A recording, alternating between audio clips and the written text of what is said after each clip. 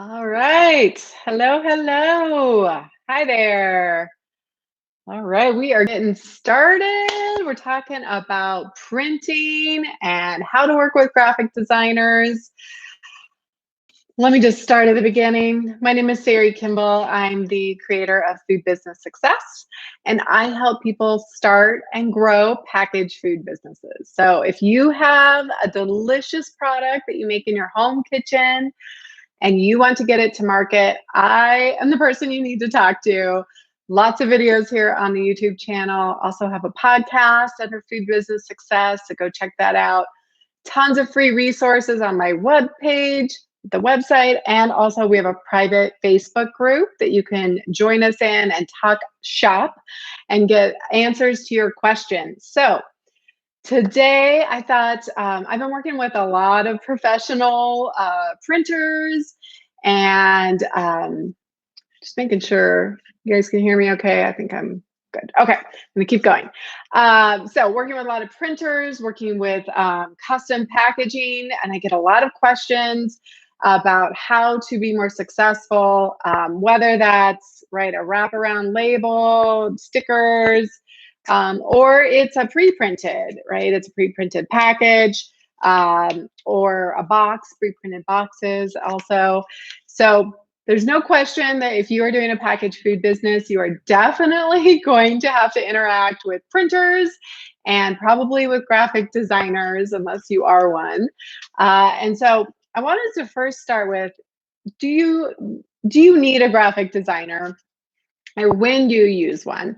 And there's no doubt that Canva, right, has made our lives so much easier with being able to do social media graphics, being able to do so much stuff in there. There's no question that Canva is an amazing tool.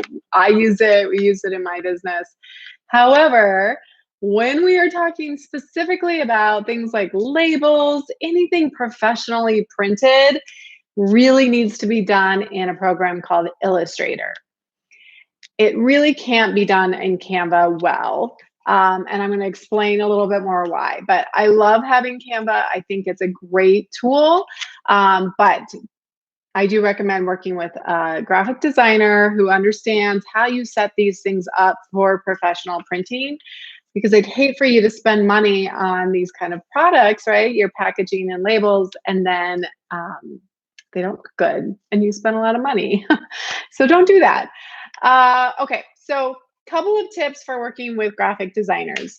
First of all, graphic designers just range tremendously in price. And so it's always good to shop around, ask for quotes. Typically they'll have packages for like logo design or labels. And I just want to make the note here.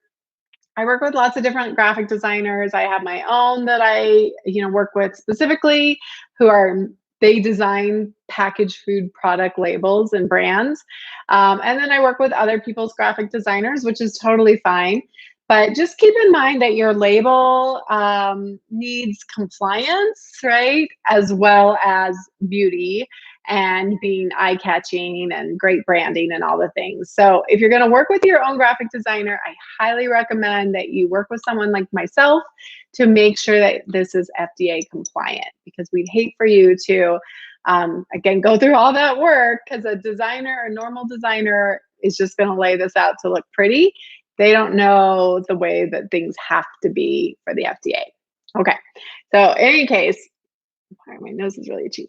All right, couple things that I always say when you work with a graphic designer is that you want to let them know, like, it needs to be in the contract that you will own your own files. Some graphic designers, I have no idea why, will keep ownership of your files. So then you have to go back to them every time you need an update. And that's just not cool. So I think you should be able to take all your own files with you. Anything that they create, you take with you. So make sure that is written in there. And you want to get different types of files. So you want a PNG that's transparent in certain cases. You want an EPS, you want high resolution and low resolution, and you want that Illustrator file, okay? Very important that you get all the original files as well as those different variations. I also say, just I'm kind of throwing extra things in here, but with your logo, always have a designer do a horizontal one and a more stacked one, because you never know, for social media, you might want the stacked, but for other applications, you might want a horizontal. So always good to have two versions with your logo. And then you do want your graphic designer to give you called a brand sheet, and this, or brand standards. You want to get all of your colors, and you want those hex numbers. It's like the number that starts with a pound sign and it's 6 digits long. So you want the hex numbers for your colors. You also want to know the fonts, and very important that your designer has the commercial license for those fonts. And if you're going to use those fonts in social media, if you want to, download those fonts and use them on Canva, if you're going to use them anywhere else, like your website, anything other than what your graphic designer did, then you are going to need to also purchase the commercial license for that. So really important. Those are little things that I see people get burned on sometimes. There are people out there looking for their fonts to see if people have commercial licenses. So they're not usually very expensive, maybe $30 for the font. So something to keep in mind, definitely getting, knowing your fonts, using the correct fonts, and then owning the commercial license. Okay, so let's just say you have, right, you need to get a label done. All right, let's start with labels, because a lot of people use, stick on labels, of course. So you're going to have a template, or you're going to create one based on the size of, this label that wraps around. And there's something called bleeds. So your designer needs to make sure that they are creating extra white space around this. So when I turned in this label file, it actually had 1/4 of an inch higher on it. And that's so that you can print edge to edge. And just in case, there's always got to be some wiggle room in there for the printer. So that's what a bleed is. Sometimes it'll be 1/8 of an inch. Sometimes it'll be 1/4 of an inch bleed. When you're working with packaging more like this, you're going to get something called a die line. And that's going to be the full package laid out flat, right? And oftentimes they're going to give you an Illustrator file, and that is also going to have different layers in it. So it gets pretty complex, and that's why you can't do this in Canva. You really do need a graphic designer who understands these programs. Because when I'm working with, e-pack or some of my flexible pouches folks, they're going to give me a design or a file with maybe 7 layers on it. And then I have to put the design on another layer. And there's all these kind of nuanced things, right? And then when the design is done and ready, your designer needs to outline your fonts.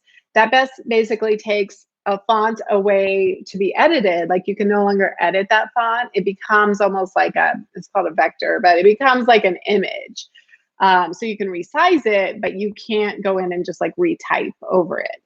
But it's important that they outline fonts, because not every printer is going to have all the fonts. And then if they don't have the fonts, then they have to come ask you for the fonts. So, or you have to go back and outline them. Then when you send so let's say you got your label done, right? Or the packaging, the pre-printed packaging or boxes, you're going to send them the files. And if they're big, I like to use WeTransfer, or you can always use Dropbox or Google Drive. And then you're going to say, here's my order. Sometimes companies, like large companies that do pre-printed, they'll probably want a PO, purchase order. So that's just kind of a Word document that has some specific language. You can always Google like purchase order template.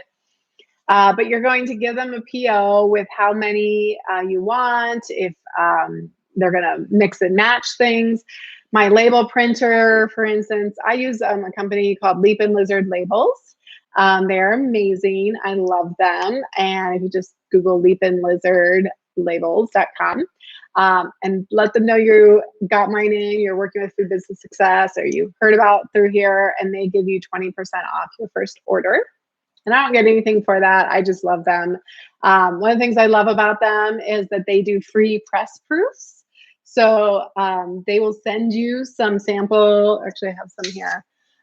They'll send you some sample labels like this that you can actually try out on the product in the material you want. So you could be like, give me some that are matte and give me some that are shiny. And that's actually another really good point. Label companies have lots of different kinds of materials. And so you want to make sure you're talking with somebody, and like I said, Leaf and Lizard Labels, they're pros. They know this stuff inside and out. And there's real people there, right? You're not talking to a chatbot. But they will tell you, like tell them what the material is. Like, what is it going in the freezer? Is it going in the fridge? Is it a bottle that will get oily? Is it, there's lots of different things you could think of. So what is the material that is the packaging that it's actually going on, and they'll help you choose the right label. And then there's different finishes like matte and gloss. But love these guys, and I love that you can get free press proofs. Highly recommend anytime you're doing packaging that you get samples of the actual bottles, right? Or the container, and then get the press proofs. And a lot of companies will charge you for these, but they don't. So actually try it on the package, right? And see how it looks. Because I guarantee you I don't know that there's ever been a time that I haven't gone and changed something. Let's just say that. And then, I had one more point. Let's see. Oh, I have one more point about when you start looking around for companies to work with for your different kinds of packaging. I highly recommend when you're smaller and you're just starting out to work with digital printers. So Leaf and Lizard Labels is digital. I work with ePack for the flexible pouches a lot of times. And the reason why I like digital is that it is, you can mix and match. So as long as everything's the same size, then you can, you could get, if you have 5 flavors, you can mix and match to meet their minimum. So it's a great way to be able to do pre-printed packaging and still meet a higher minimum, but just mix and match to meet that. So if there's 3,000, then you can mix and match and get 700 or whatever each kind. Same with the labels, right? As long as they're all the same size, with Leaf and Lizard, you can mix and match because they don't have minimums, but as you go up in quantity, then the price comes down per unit, right? So it's always going to be better for you to get higher quantities. That said, when you're just starting out, I guarantee you're going to change some things on your labels. So I never recommend getting 5,000 of anything. I would start with like 500 or 1,000 maybe. Okay, so let's see. Oh, and then for some of these, you can pay, you can go ahead and pay to get physical proofs as well. So they won't always be put together like this, but they'll send you like the film that they print on, and you can kind of put together. Actually, I have one. Have one here I did where I cut it out and I stapled it, but it's really helpful to see. Yeah, you can see my staple in there, but it's super helpful to actually be able to put the cookies inside, right? And make sure this is the right size of bag and that, yeah, things are lined up the way that you want to. So I do recommend if it's that first time getting that physical proof. Then they're also going to send you a digital proof. And this is something you're going to want to review. If you can't get a physical proof, then do print off the electronic proof. And I do recommend printing them off. And one thing you can do if you have multiples is hold them together up against the light and make sure everything is matching up, right? Because we have 3 different cookies here, and I held up the proofs and one of them was a little bit off center. So I was able to catch that before we went to print and just fix those little things. And also cutting out the proof if you can't get a physical label and trying it on the product itself. So highly recommend that. You're going to sign off and say, it's good, I approve. And then it goes to print. All right. And then it's so fun. I love it when you get these things back. It's the best It's just so fun when you actually get these things in the mail and you have real product and you're ready to go. I think that's all I needed to cover. If anybody has any questions, I'm happy to answer questions, but those are just some tips and tricks. I've been, seeing a lot of people make little mistakes with working with graphic designers, working with printers, and it's just something that can be really fun, but it can be a costly mistake if you don't love your labels. So, any questions? I don't see anything coming in. So I want to encourage you guys to check out the other videos on the YouTube channel. Lots and lots of videos here that help you start and grow your packaged food business. And then also check out the podcast and join us in the private Facebook group, the Packaged Food Business Success. It's a group just for packaged food folks, CPG. That's what you are if you do a packaged food. So come join us, join the conversation. You can ask your questions there and keep moving forward. And when you're ready, come join me in Food Business Success. I would love to work with you then. All right, you guys, have a great day.